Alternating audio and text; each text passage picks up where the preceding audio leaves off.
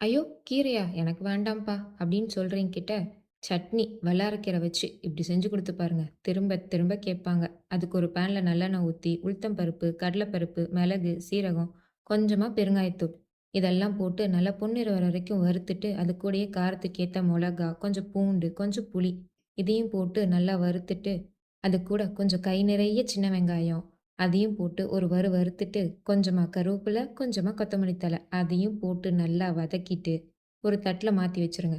மறுபடியும் அதே பேன்ல கொஞ்சமா நல்லெண்ணெய் ஊத்தி, நம்மளோட சூப்பர் ஹீரோ வல்லாரைக்கீரை அதில போட்டு நல்லா சுருள வதக்கி விட்டுட்டு, நம்ம ஏற்கனவே வறுத்து வச்சிருக்க அதையும் சேர்த்துட்டு, கொஞ்சமா நிலக்கடலை, கொஞ்சமா துருவன தேங்காய் இதையும் போட்டு நல்லா மிக்ஸ் பண்ணிட்டு, கொஞ்ச நேரம் அத ஆற விட்டு, மிக்ஸி ஜார்ல மாத்திட்டு தேவையான அளவு உப்பு போட்டு, கொஞ்சமா தண்ணி ஊத்தி, கொரன்னு அரைச்சு எடுத்தா, செம்மையான சட்னி ரெடி. இது சாதம், சப்பாத்தி, தோசைன்னுக்கு எல்லாத்துக்கும் சூப்பரா இருக்கும். செஞ்சு பாருங்க.